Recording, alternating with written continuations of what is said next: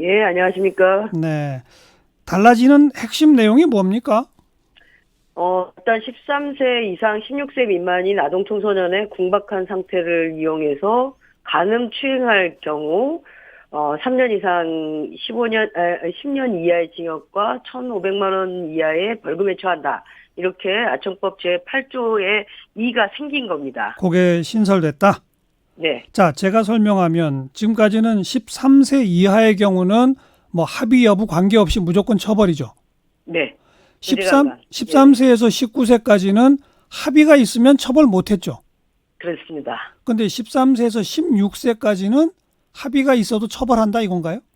그렇습니다. 궁박한 처지일 때. 그 말하는 궁박한 처지가 뭐예요?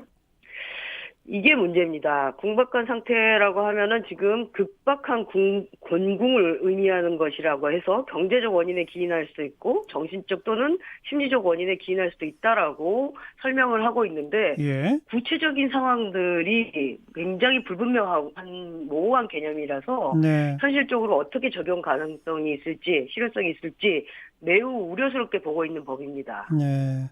그러니까 아무튼 일단 해설 기사 나온 걸로 봐서는 예컨대 가출 청소년이 돈이 없어가지고 뭐 식사도 제대로 못하고 이런 상황을 이용해서 성매매에 갔을 경우 합의를 했다 치더라도 처벌이 된다. 이렇게 보통 보도가 되던데 맞죠?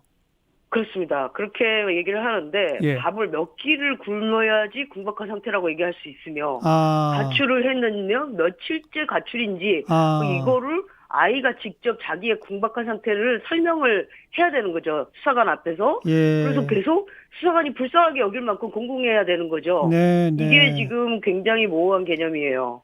그러면 다시 달리 말하면 가출하지도 않았고 궁박하지도 않고 그냥 용돈 벌고 싶어 채팅 앱을 통해 성매매에 나선 청소년 그 성매매를 한 성인의 경우 처벌 대상에서 빠집니까?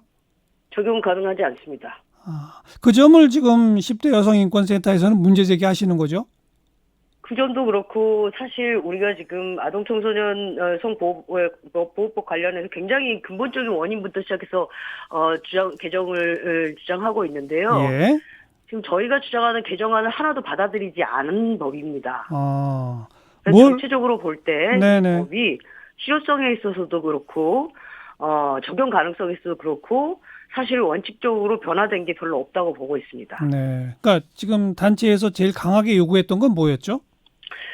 일단은 아이들이 처벌받을 수 있다라고 하는 면에서 신고를 못하는 또 너도 처벌받을 수 있으니까, 뭐, 신고해봐라고 했던 뭐, 성매수자나 알선자들이 협박하는 면을, 이렇게 계속 유지해왔던 대상아동 청소년이라는 개념 삭제, 보호처분 삭제, 통합지원센터 설치, 이 규정들에 대해서 계속 강력하게 주장해 왔는데, 예. 사실 지금 개정된 법에서는 하나도 지금 받아들여지지 않은 거죠. 대상 아동 청소년이라는 개념이 무슨 뜻이에요? 일단 아청법에서는 피해 아동 청소년과 대상 아동 청소년을 구별하고 예, 있습니다. 예. 그래서 이제 피해 아동 청소년들은 피해자로 보호해 준다. 어, 그러나 대상 아동 청소년은 성매매의 대상이 된 아동 청소년을 지칭하는데요. 예. 이 대상 청소년이 될 때는 보호 처분을 받게 돼 있어요. 그 청소년도 처벌 대상이 된다.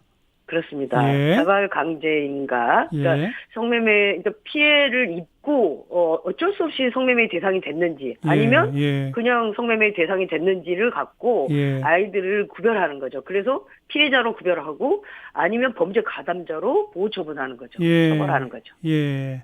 그래서 이 대상 아동 청소년으로 분류가 되면 아이들이 성매수자들이 예, 너도 처벌받을 수 있으니 신고할 테면 해봐라 이렇게 나갔다 이거죠? 그렇습니다. 예, 그랬습니다. 어, 그래서 그럼 거의 대부분 예, 신고를 못 합니다. 저희 센터에 오는 아이들 같은 경우는 대부분 예, 100% 예, 협박을 받은 경험이 예, 있고요. 예, 그리고 굉장히 심각해질 때까지 이제 뭐 도움을 요청을 못 하는 거죠. 예, 그러다가 이제 결국 어쩔 수 없을 때 저에게 나타났을 때는 예, 이미 대상 청소년으로 굉장히 처벌을 받을 수밖에 없는 상황일 때 오는 거죠. 예, 그러니까 예, 대상아동 청소년 개념 때문에 자꾸 아이들이 신고를 못하고 발목이 잡히니 대상아동청소년을 아예 없애서 아동청소년은 모두 다 피해자로 규정하고 네. 본인이 원할 때 빨리 신고할 수 있게 해라. 성인에게 책임을 강화하는 법으로 만들어라. 예. 이게 저희가 계속 주장했던 거죠. 근데 그 주장이 왜 안 받아들여졌을까요? 저는 이해를 못 하겠습니다. 사실은. 어허. 저는 도대체 이 법이, 왜 이 아동 청소년을 성매매로부터 보호하기 위해서 계속 주장하고 개정되어야 한다고 예.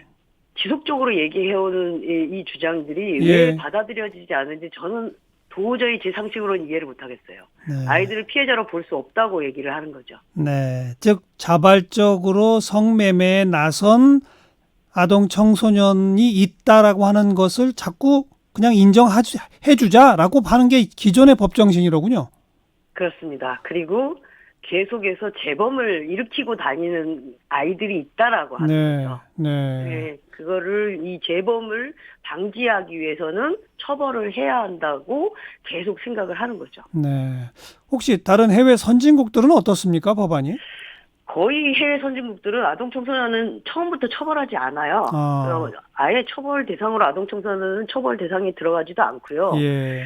이제 그런데 이제 어떤 영국 같은 경우는 그냥 아동 청소년은 아예 그 성착취 피해자라고 해가지고 예. 뭐 성인에게만 책임을 묻고 있고 캐나다, 미국 다 그렇습니다. 그러니까 서구들은 거의 이제 아동 청소년에 대해서는 아예 그냥 무조건 피해자로 가는 거죠. 자발을 했든 네. 동의를 했든 강제를 했든 네. 상관하지 않는 거죠. 아이가 그거를 입증할 책임이 아이에겐 없습니다. 네.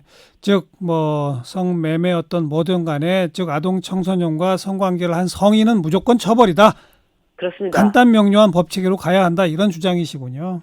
혹은 외국 사례가 이미 그렇게 있으니까요. 알겠습니다. 오늘 일단 여기까지 말씀드릴게요. 고맙습니다. 네, 고맙습니다. 10대 여성인권센터 조진경 대표였습니다.